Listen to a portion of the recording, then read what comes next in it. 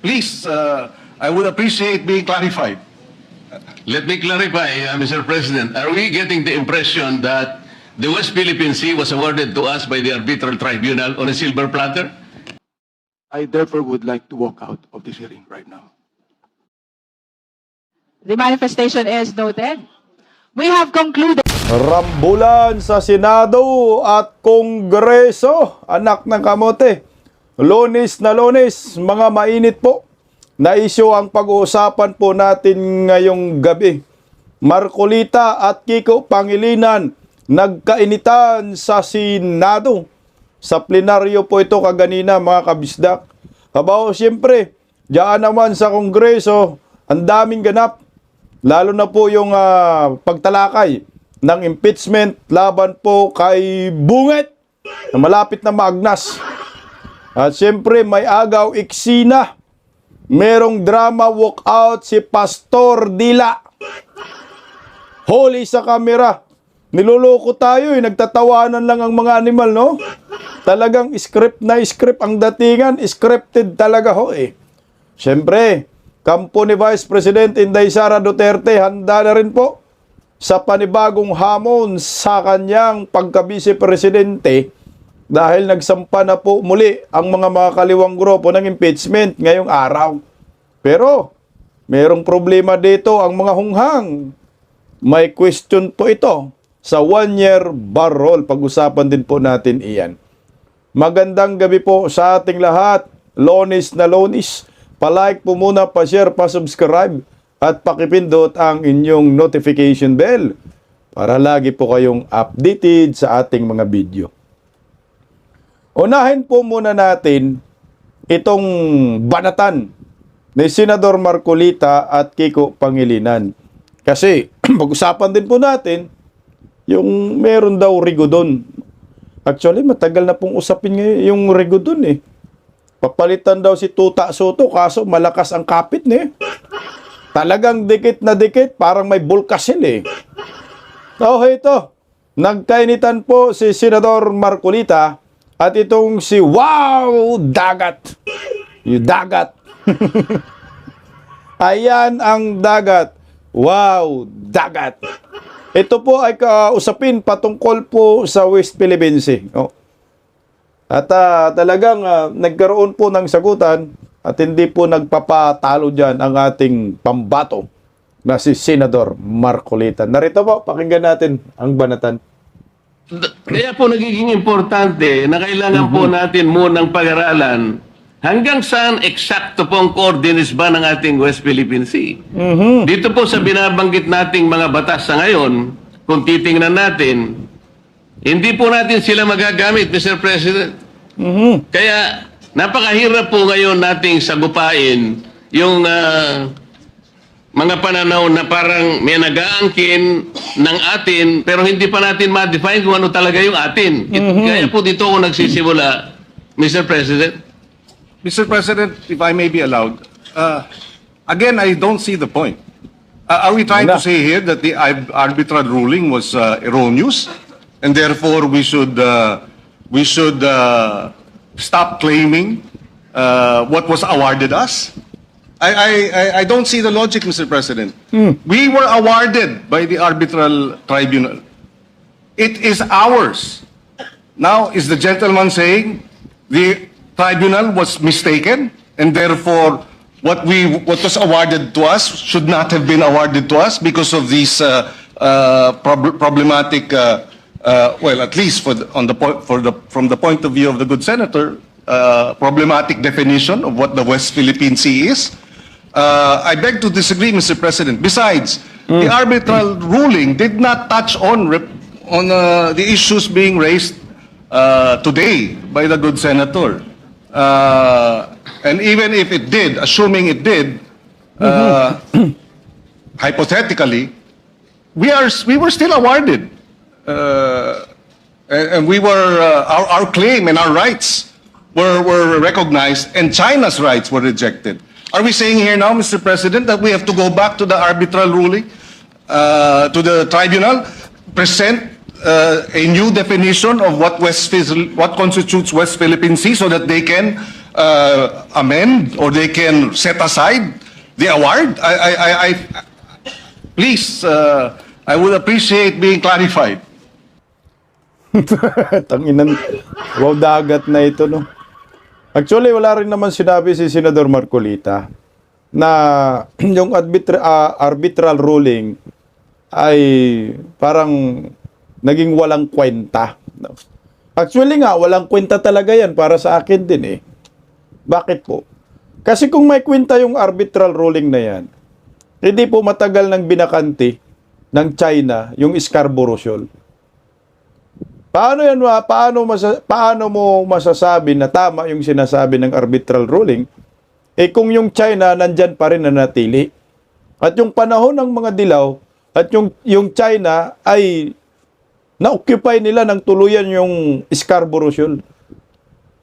Kung sa atin talaga yan, bakit natin inalisan? Yan ang tanong ko lang naman ha. Kasi yan ay exclusive economic zone. Boundary talaga yan. China at Pilipinas. Tapos, pag tiningnan natin ang mapa ng mundo, no, ang globe, wala po talagang nakalagay doon, wala po talagang nakalagay na West Philippine Sea. Anong nakalagay? South China Sea. Tapos sasabihin mo atin. Eh wala ka nga sa mapa, buang ka. Ngayon, yung panalo natin na arbitral ruling, sa atin na lang talaga yun. Papel lang, sabi nga ni Tatay Digong, is a scratch of paper eh. Kasi ang China, hindi naman miyembro ng UNCLOS ba yun? Hindi miyembro. At saka, hindi nila ino-honor yung arbitral ruling na yan. So dito tayo nagkatalo-talo at talagang mainit yung usapin na yan at masalimuot. Kasi kung sinabi po ninyo atin, hindi ho sana yung nagre-reclaim pa yung China dyan, pinigilan na ho ninyo. O bakit po inalisan po ninyo yan? Sino po yung may utos ng arbitral ruling? Di ba UN? United Nations? Hindi ho sana nagpadala po ang mga puting itlog ng maraming tropa ng mga militar ng mga Amerikano, tropa ng Hapon, tropa ng saan ba mga tropa yan? Tropa ni Bangag. Upang palayasin ang China. Kasi kung nanalo talaga tayo, bakit hindi po yan lumayas? May problema yung arbitral ruling na yan. Ang point lang naman dyan ni Senator Marcolita, yung saan ba talaga yung atin? Dapat linawin natin. Kasi marami na pong mga magaling na mga analyst lumalabas eh. Ang labo-labo na. Ang gulo-gulo na, Kiko. Alam mo kung sinong nagpagulo dyan sa West Philippines, yung amo mong namatay na napanot. Yan, sinagot po yan ni Senador Marcolita. Let me clarify, Mr. President. Are we getting the impression that the West Philippine Sea was awarded to us by the arbitral tribunal on a silver platter? Sinabi po niya kung nasaan yung ating mga coordinates? Ayan na. Well, Mr. President, Tayo po ay merong entitlement sa 200... again, Mr. President, assuming that these have to be defined, I think we can define that by Philippine law. If assuming I'm without conceding that there is no definition because we believe it has been properly defined, and yeah. The maritime base, we were Maritime baseline, yung sinasabi, yung ano ni Tolentino. Putangin na, ino-honor ba ng Chikwa yan? Tangingot, no? Hindi nga, malabo nga. Wala talagang natuko yan kung saan. Ang ano lang natin yan, ipinaglalaban, exclusive economic zone. Hindi teritoryo. Iba po kasi yung teritoryo at saka exclusive economic zone. Yan ang maliwanag, oh. Paano? Wala. Gusto lang ho nila na magdakdak. Kasi kung talagang nanalo tayo dyan, hindi sana atin na. At saka nilisan na po ng China yung Scarborough Shoal.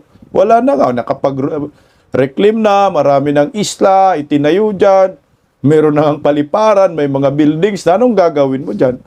Wala na, para sa akin, labo-labo na yan. Kahit sabihin mo po na nanalo tayo dyan sa arbitral ruling na yan, hindi na po yan makukuha ng Pilipinas.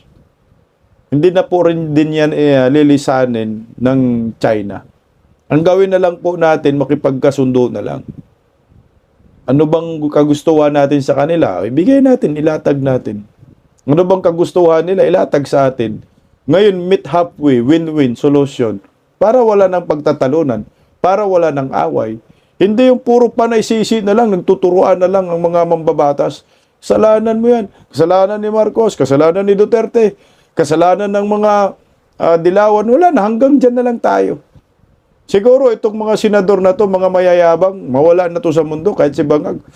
Yan pala, pabalik-balik pa rin ang usapin natin dyan sa West Philippine Sea. Kasi nga, dapat ang pag mag-uusap dyan, bilateral talks na lang between China and Philippines. Ang problema nga, ayaw naman din makipagkausap ni Bangag dahil hindi makakaintindi ng Chinese. Dapat ako, kuha mo, interpreter, magaling ako Chinese. Para kandindihan tayo, kaibigan-kaibigan na lang. Kaya labo-labo yung datingan, anak ng kagwang. Oo, ito pa, pag-usapan rin po natin mga kabistak, yung gulo pa rin dyan sa Senado. Meron daw kasing usap-usapan na Rigudon, papalitan daw si Tito Soto sa pagka-Senate President. Usap-usapan. Dahil sobra na po ang pangawang wangbo. Yan. Yung kabubuhan ay nagkalat na po sa Senado, nagiging iskol bokol na po yung Senado. Bulagaan mula apare hanggang hulo. Kaya usap-usapan po na mapapalitan na daw si Soto sa pagka-Senate President. Kaya ito, pakinggan po natin si Senator Alan Peter Cayetano patungkol dyan. Meron daw change ng leadership, totoo ba? Thank you, Not sir. today. Narinig nyo? Meron bang change ng leadership? Sabi, not today. Pero, ibig sabihin, meron, no? Hindi ngayong araw. Baka bukas, no? Baka sunod na araw. Palitan nyo na yan ang bubo ng Senate President, kaya sa Senado. Anak ng kagwang. Ito, makinggan natin. Meron! Rumors until it's there. There's always discussion. There are people with happy of our direction, may people na hindi happy sa direction. Ako personally, I think everyone's campaigning instead of governing. So it's really, do you get 13 people of like minds? But as of today, wala pa yung 13 na yan o yung 13 hindi present. Pero may Ang liwanag ha, not today. Pero meron mangyayaring change of leadership. Kaso nga lang, wala pang bilang. Kailangan lang kasi makakuha ng boto na 13 para mapalitan si Tuta Soto sa pagka-Senate President. Ganyan ang magiging resulta dyan. Sila ngayon, ilan ba yung Duterte Black? Nabawasan man si Bato. Pasok ka na to. Senator Bato, nagtatago pa rin ngayon kasi ayaw pakita ni Senator Bato dahil yung warrant of arrest ng ICC nandyan. Pero sana makalikom ng 13 votes para mapatalsik itong si Tuta Soto na akala mo pinaka-supreme sa Supreme Court. Yan yung ground dyan kay Tuta Soto. At saka yung mga mastermind sa flood control, pinagtatakpan ng mga hinayupak. Pero sabi ni Tuta Soto dyan, may numero ako, sulit kami 15. Sulit daw yung grupo niya anak ng kagwang. Magkano ba nilagay mo sa malita nila, Tuta Soto? Ayan, pakinggan natin si Tuta Soto. Sulit daw yung suporta sa kanya Hindi yan si Jinky Yang. Ilang yun. Pinakamaraming fake news sa social media. But as far as your critics are concerned, you think they're solid behind USP? Yeah, I think so. That's how I was informed by most of them. Kausap naman namin. We have a chat group. We talk to each other every now and then. We discuss some issues and some Senate matters most of the time. So nagtanong Solid daw sila. Solo discol bokol. Solid kayo. Umaya kayo bang may bato. Ako, madali lang kasi magpatalsik dyan sa Senado kumpara sa Kongreso. Magpalit ng Senate President, madali lang. Tingnan mo ginawa kay kay Chis Escudero. Habang nag-Blue Ribbon Committee si Marcolita, pinalitan na pala si Chis Escudero, anak ng nabuti. Trinidor na eh. Madali lang dyan, 24 lang naman sila. So, ang kailangan lang na boto ni Cayetano, kung sakali, ay 3-6. So, magbilang tayo, no? Cayetano, oh, suportado yan ni Cayetano, Amy Marcos, Bongo, Senador Marcolita, no? Tapos, Robin Padilla, si Bato sana, no? Pang-7 si Bato. Pia Cayetano. Ano na yan? 7 nga. Pang-6 pala si Bato. Pia Cayetano. Tapos, Joel Villanueva. Kasama na rin, no? Sa kanila. So, 8. So, 5 na kailangan. So, yung Villar, kapatid na Villar, 2. Tapos, yung Estrada, wala, si JB Ejercito, kapito ko kay Tuta Soto yan. Kailangan talaga, Senador, Cayetano, mangumbinsi ka pa ng mga senador na itong buhaya. Itong si Tuta Soto, buhaya rin naman yan. Ay mapalitan na yung liderato kasi hindi na maganda ang takbo ng Senate Blue Ribbon Committee. Kasama yan si Panfilo Lacson, palitan na yan dahil pahirap tong mga anak ng kagwang na ito. Ayan po yung kaganapan sa Senado. So, iwan ko kung kasalukuyan ba ngayon. Nagkasalukuyan yung Senate sa plenary ngayon, session. Baka nga ho, maya-maya palitan na si Tuta Soto. No? At Senate President na si Alan Peter Cayetano. Pero not today. Hindi ngayon. Pag-usapan po natin yung impeachment labang kay Vice President Inday Sara at kay Bongbong Marcos. Si Bongbong Marcos ay hinusgahan na po ng mga nagdrama-dramang mga buhaya. Kagaya ni Pastor Dila Abante na huli sa kamera ang panggagago sa kapwa-tao. Nagtawanan lang ang mga buhaya eh. Hinggan muna natin ang balita ito. Sinimulan na ring talakayin sa Kamara ang dalawang impeachment complaint laban kay Pangulong Bongbong Marcos. Malalaman kung uusad ba ang mga reklamo laban sa Pangulo. At para sa updates, mula sa Batasang Pambansa, nasa frontline ng balitang yan, si Marian Enriquez. Muna na yung pagtalakay ng House Committee on Justice sa dalawang impeachment complaints laban kay Pangulong Bongbong Marcos. Target na i-consolidate ang dalawang reklamo ngayong araw at tukuyin kung sapat ang forma o sufficient ito in form. Ibig sabihin, titignan kung ito ay signed, verified, at endorsed ng kongresista. Ang unang reklamo, inihain ng litigator na si Attorney Andre De Jesus at inendorso ni Pusong Pinoy Party List Representative Jet Nisay. Ilan nga doon sa grounds ng kanyang reklamo ang culpable violation of the Constitution, betrayal of public trust at graft and corruption. Pinagtaksilan umano ni PBBM ang tiwala ng publiko sa pagpapahintulot na isuko o arestuhin si dating Pangulong Rodrigo Duterte para dalhin sa International Criminal Court. Bigurin daw na ibito ni Pangulong Marcos ang unprogrammed appropriations sa General Appropriations Bill. Nakasad din sa reklamo na nag-commit umano si PBBM ng graft and corruption dahil umano sa pagbenepisyo sa kickback at ghost project. Binuurin daw ni PBBM ang Independent Commission for Infrastructure para umano protektahan ang kanyang mga kaalyado.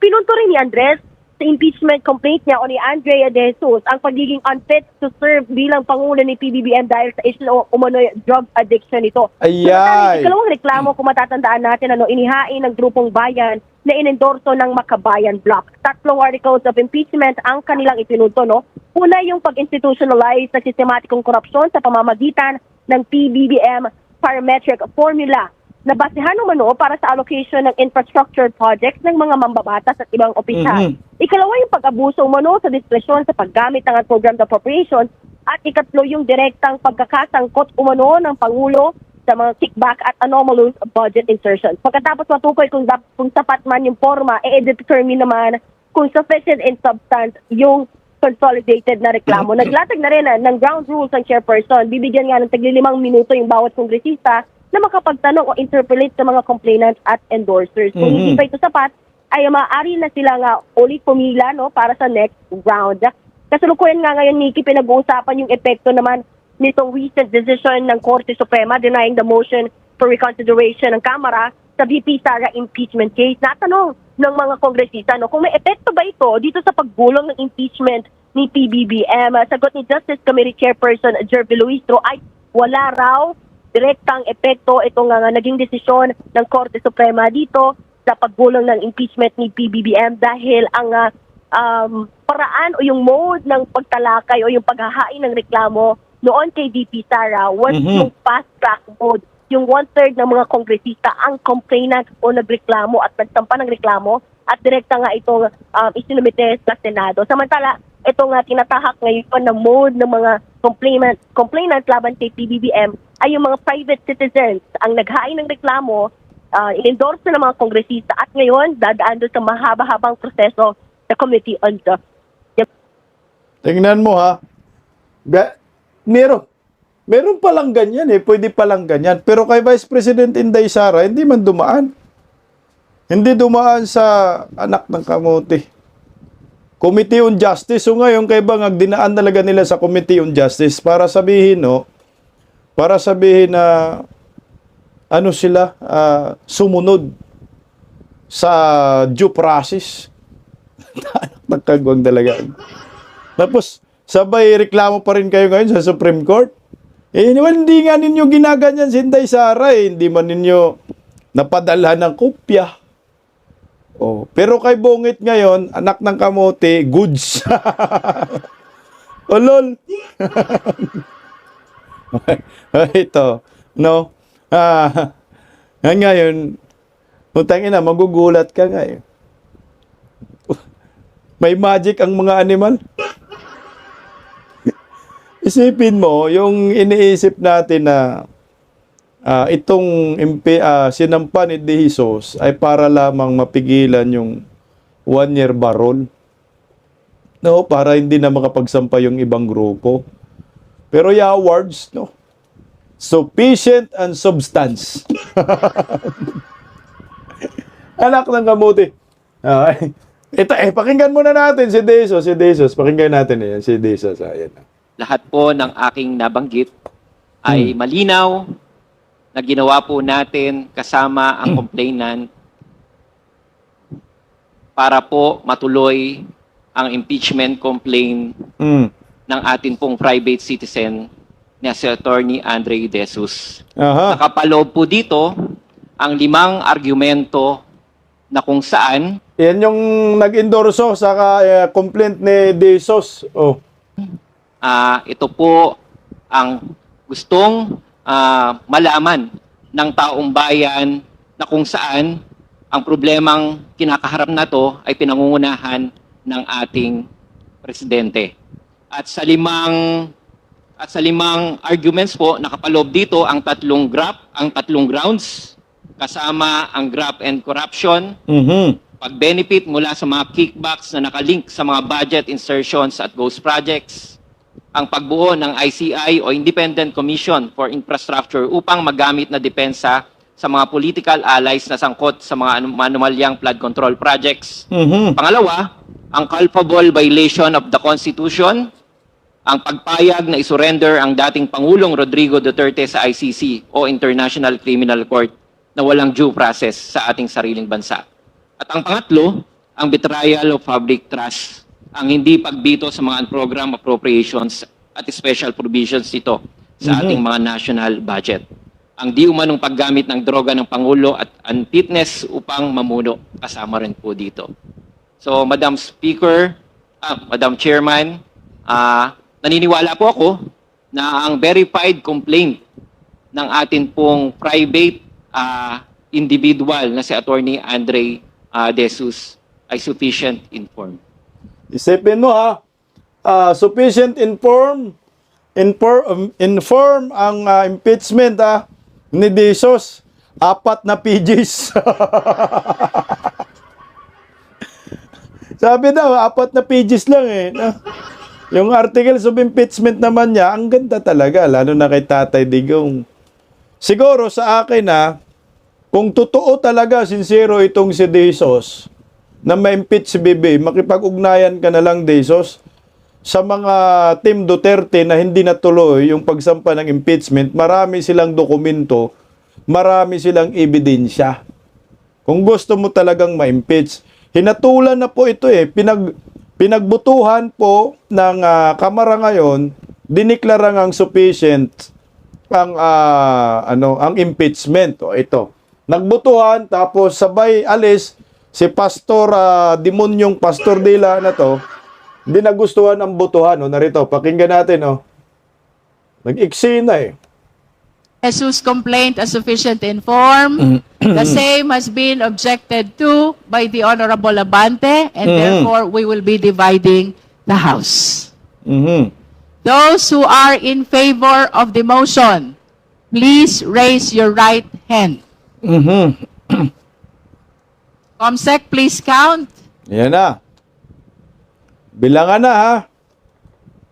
Ayan na, in-impeach nila. Pinagbutuhan na sufficient yung impeachment ni Jesus. Tangin ang drama na to. Bilang-bilang yung Secretary General. Bilang-bilang. Sikjin. Ilan? Boto nyo.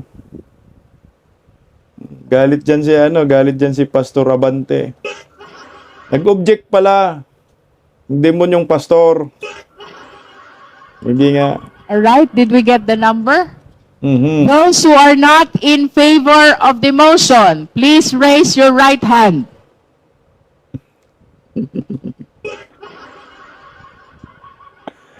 Those who abstain, please raise your right hand. Solo flight si Abante. Oh. Ilan ang boto?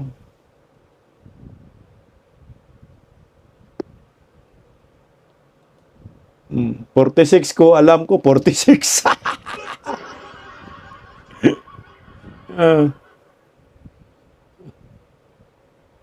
With 46 votes in favor, Oh. 1 vote against, Oh. and 1 abstain. Anak ng kagwang.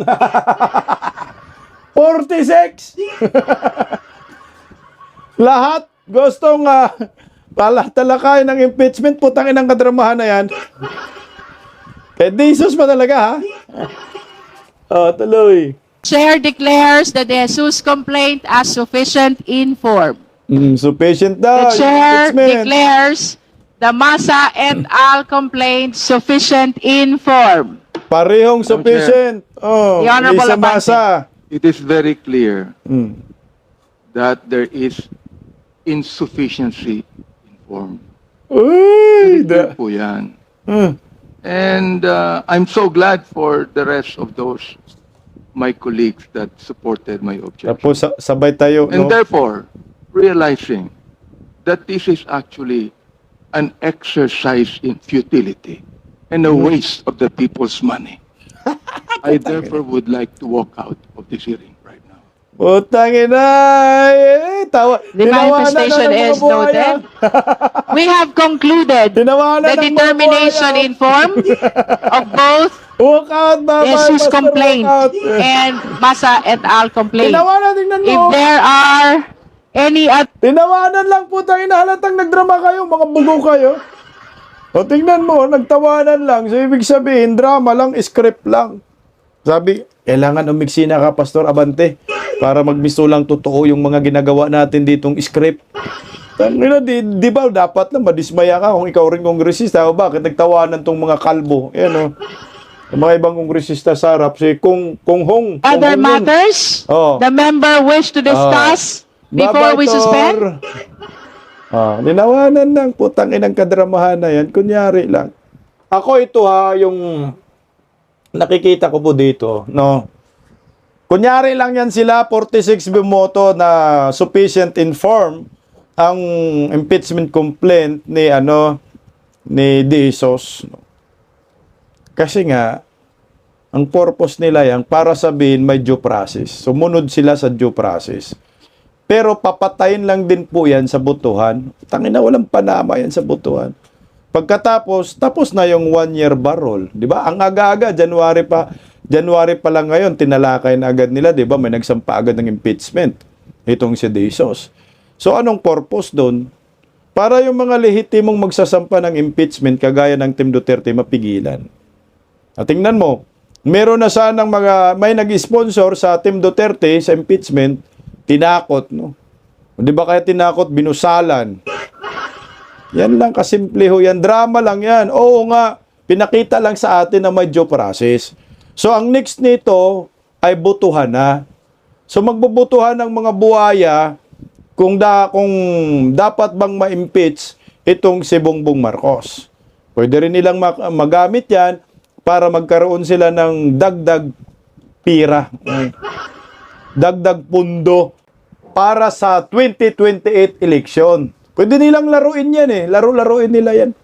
O, Pangulong Bongbong Marcos, paano na? Magbutuhan na kami. Pahingi pira, 200 million, 1 billion. Or yung for later release na proyekto, pag hindi ka magbigay, pipirma kami para ma-impeach ka. Aray ko! Wala na, ganun ang mga utak sa mga yan. Iba naman, kay Vice President Inday Sara o Pangulong Bongbong Marcos, Sandro, Mr. Speaker, pahingi 100 million, 200 million for later release program. Pipirma kami para ma-impeach si Vice President Inday Sara. Puta, ginawa na ho, pinagkakitaan na po nila itong impeachment, anak ng kagwang. Oh. Pakinggan natin, oh. May impeachment laban kay Inday Sara, handa na po dito ang kampo ni Vice President Inday Sara Duterte sa impeachment ng mga makakaliwa. Habang tinatalakay ang mga impeachment complaint laban sa Pangulo sa Kamara, dalawang panibagong impeachment complaint naman ang inihain laban kay Vice President Sara Duterte. Narito ang Express Report ni Mobile Journal Amy Atienza.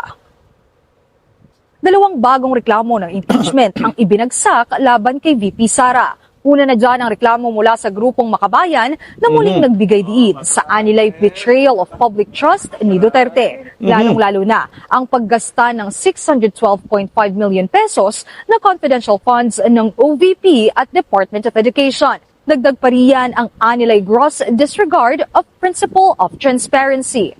Ang public official ay talagang kino-consider with utmost, dapat may utmost trust ang mga tao. Buhay pa pala yan. Putang ina mo. Utmost trust, unmodified opinion, pinakataas na trust in approval rating nga si Inday, bugok. Talaga. Oh. Nakita naman natin yung wala talagang transparency and accountability. This is a tantamount to malversation of misappropriation or misuse of public funds. Hindi siya sumasagot doon sa mga tanong sa lahat ng committee, kahit na yun sa mga budget hearings. So, nag-asal pusit ang Vice President. Asal pusit? Grabe naman yan. Yung tinatawag mong pusit, mistisa. Yung nagsasabi, na mundok, ang swangit, nakakahiya naman itong mga kaliwang grupo, no? Makapintas kay Inday Sara na asal pusit. Akala mo si Inday mukhang pusit. Ito yung mukhang pusit, Ang pangit-pangit mo, Inday Sara, mistisa, aray ko talaga man. Yung asal din po ni VP Sara Duterte, itong 2025 budget deliberations for the 2026 budget. Kung matatandaan natin, may halos boycott ng nangyayaring budget hearings. Ito po ay taliwas doon sa dapat na functions ng public official kapag sinasalang po ang budget niya sa Tabla lang po itong recruiter, itong si Kulot, papuntang bundok. Sino ka ba? Tangina pantilis representative ka lang naman ng Kabayutan Party List. Oh, Kabayutan. Kabataan Party List. Naalala ko kasi sino yun? Si Raul Manuel. Si Vice President Inday Sara, 32 million ng boto sa'yo, anak ng kagwang, kumapit lang kayo Forward nga natin ng konti. Deliberations ng Kamara. Ang testimonya ni Ramil Madriaga na nagpakilalang dating bagman ng ginamit Bise. nila ito. Siya ang nagbunyag na sponsored umano ng drug dealers at Pogos ang electoral campaign ni VP Sara noong 2022. Sponsor daw ng drug campaign at Pugos. Ang nagsabi, kidnap for ransom group. Herse. Yan yung nagpakilalang ito ginamit nila yung hinayupak na Madriaga, no? Wala, lalo kayong mababaon. Tumanggap siya ng cash mula dun sa mga security officers ni... Tangina, nabuhay si Babalu. Si Renato, kumubra to ng malita-malita. Tumanggap daw ng cash. Ang sabi ng kriminal na Madriaga, Ni Vice President Sara Duterte, tumutugma yung timeline niya doon sa mga narinig na natin na testimonya ng mga special disbursing officers kaugnay ng pag-withdraw ng pera at pagbibigay nito sa mga security officers. Kasunod niyan, naghain na rin ng isa pa ang tende, no? Si mga komunista, mga NPA, mga paring kalbo, kasama si Disaba, kasama yung nakangiwi, sama-sama kayong mapahiya, sama-sama kayong manguluntoy, sama-sama kayong makalbo. Gusto talaga nila sabihin, no, na corrupt si Inday Sara. Hindi nga corrupt si Inday. Sinabi na nga kasi ng Commission on Audit, ano ba kayo, ang titigas ng kalbo ninyo?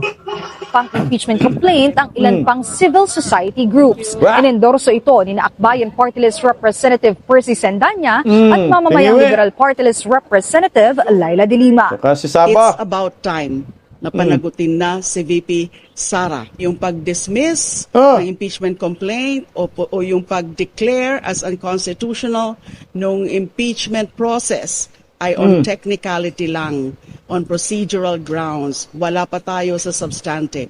And that's why this new petition is just really a reiteration of the substantive grounds of the previous complaint. Maliban sa maling paggamit ng pondo, naging bahagi rin ng pangalawang reklamo ang umano'y pagkakasangkot ni VP Sara sa extrajudicial killing sa administrasyon ni dating Pangulong Puta, EJK. Ang mga hunghang, yung mga nagtayo pa kayo ng rebolto ng mga adik, anak ng kagwang, kinunikta talaga, no?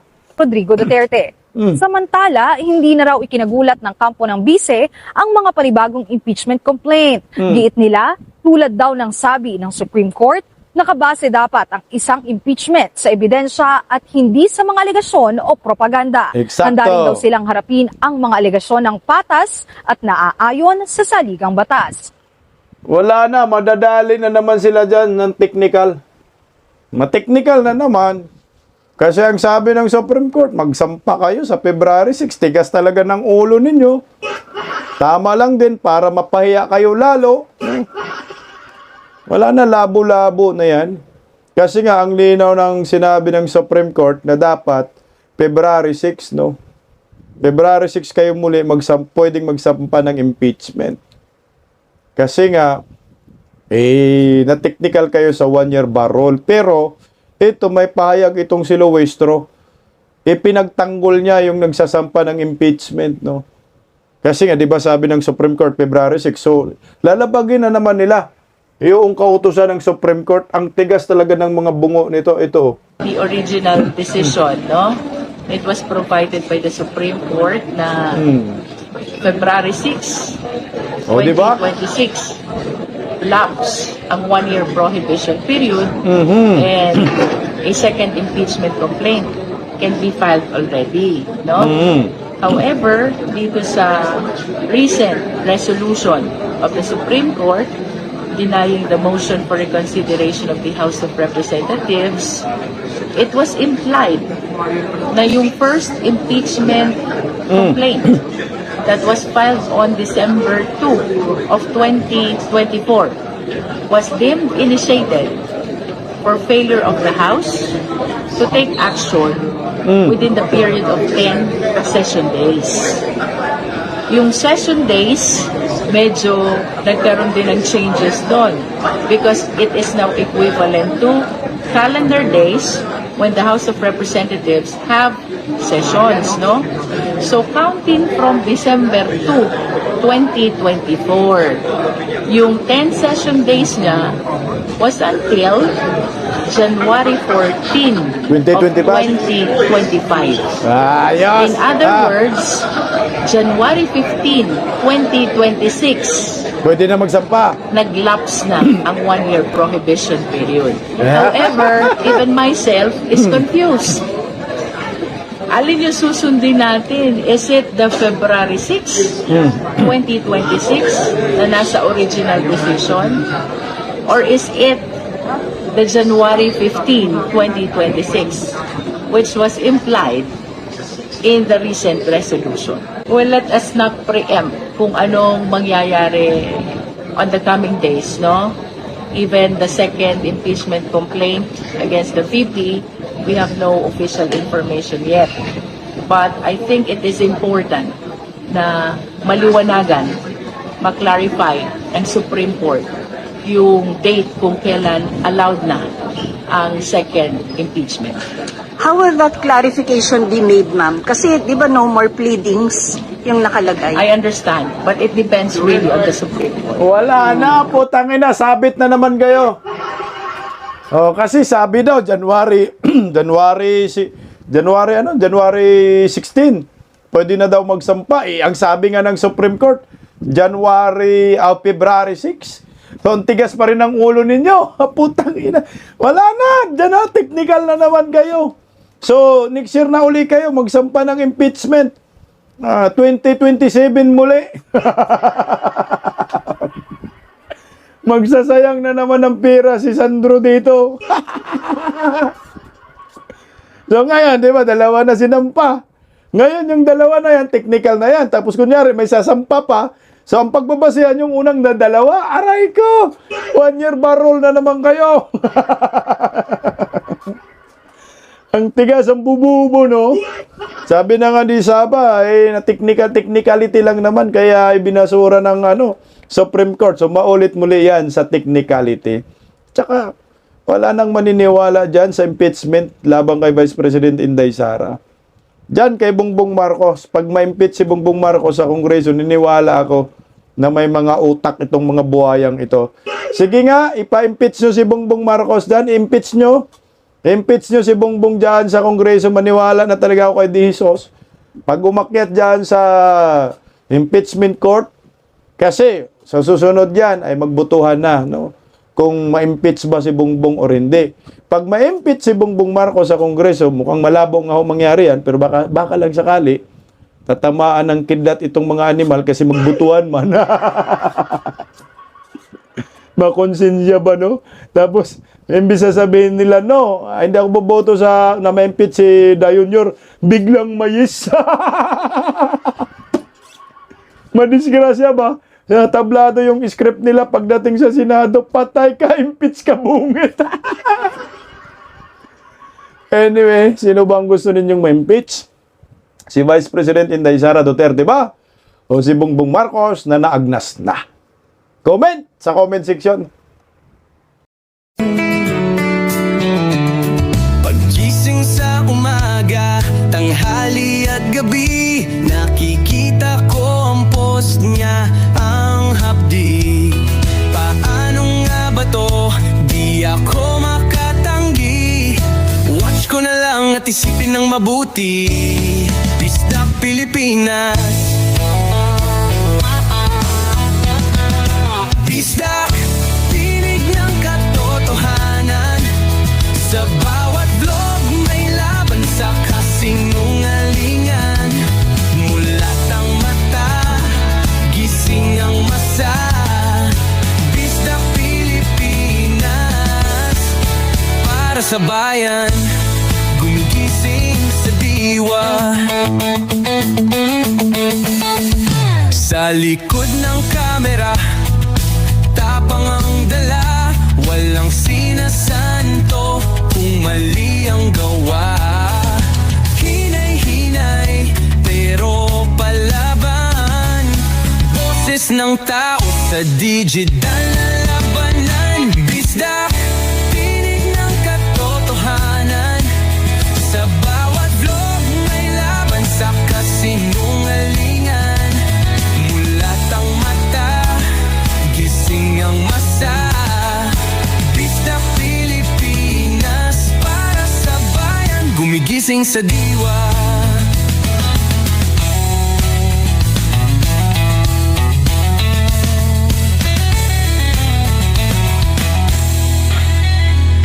Hindi artista, hindi politiko, pero ang katotohanan, sigaw niya ay buo. Sa YouTube o Facebook man siya makikita.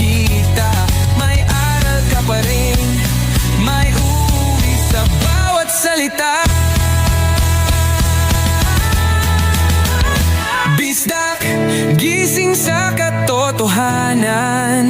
Di lang kwento, kundi panawagan sa bawat Pilipinong naghahanap ng liwanag. Dista Pilipinas, kasama sa pagbangon ng bayan. Dista Pilipinas, boses ng masa, gising ang diwa. Sa vlog mo, may pag-asa.